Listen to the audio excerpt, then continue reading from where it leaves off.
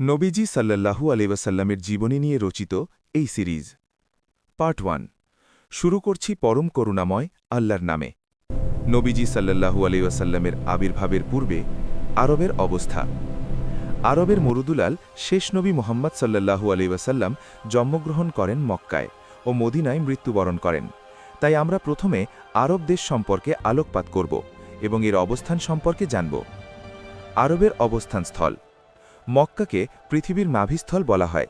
কুরআনে একে উম্মুল কুরা বা আদি জনপদ বলা হয়েছে। তিন দিকে সাগরবেষ্টিত প্রায় ১৩ লক্ষ বর্গমাইল ব্যাপী আরব উপদ্বীপ কেবল পৃথিবীর মধ্যস্থলেই অবস্থিত নয়, বরং এটি ছিল চতুর্দিকের সহজ যোগাযোগস্থল ও ব্যবসা বাণিজ্যের কেন্দ্রভূমি। আদিপিতা আদম আলাইহিমুসসালাম থেকে ইব্রাহিম আলাইহিমুসসালাম থেকে ইসমাইল আলাইহিমুসসালাম থেকে ইসাহাক আলাইহিমুসসালাম থেকে ক্রমানুসারে শেষ নবী হজরত মোহাম্মদ সাল্লাল্লাহু আলাইহি ওয়াসাল্লাম সহ সকল নবী ও রাসূলের আবির্ভাব ও কর্মস্থল ছিল এই পবিত্র ভূখণ্ড।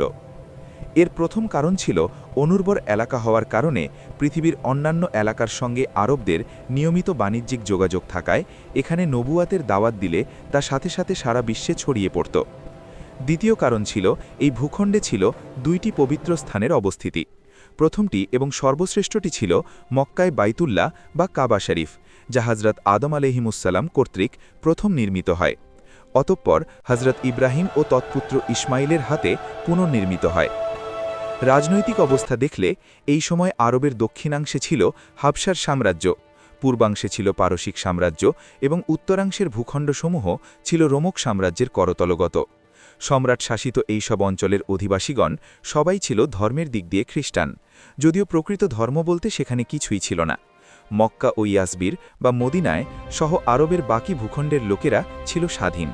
তাদের সৎসাহস, আমানতদারি, সত্যবাদিতা, কাব্য প্রতিভা, স্মৃতিশক্তি, অতিথি পরায়ণতা ছিল কিংবদন্তিতুল্য।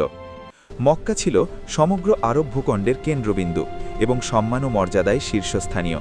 সে কারণ খ্রিস্টান রাজারা এর উপর দখল কায়েম করার জন্য বারবার চেষ্টা করত। একসময় ইয়ামানের নরপতি আব্রাহাম নিজ রাজধানীতে স্বর্ণরৌপ্য দিয়ে কাবা গৃহের আদলে একটি সুন্দর গৃহ নির্মাণ করেন এবং সবাইকে সেখানে হজ করার নির্দেশ জারি করেন।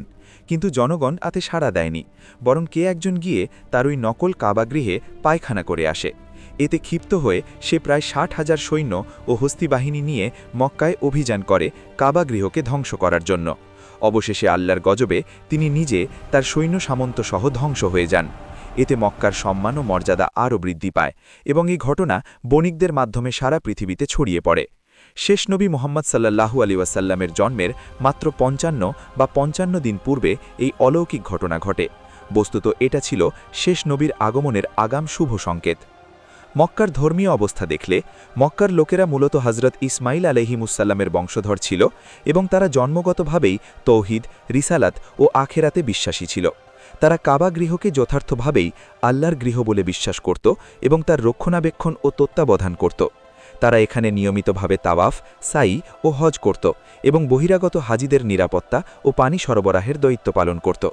কিন্তু দীর্ঘদিন যাবৎ কোনো নবী না আসায় শয়তানি প্ররোচনায় তাদের সমাজনেতা ও ধনিক শ্রেণীর অনেকে পথভ্রষ্ট হয়ে যায় এবং একসময় তাদের মাধ্যমেই মূর্তি পূজার শিরকের সূচনা হয়, যেভাবে ইতিপূর্বে নূহের সমাজে হয়েছিল।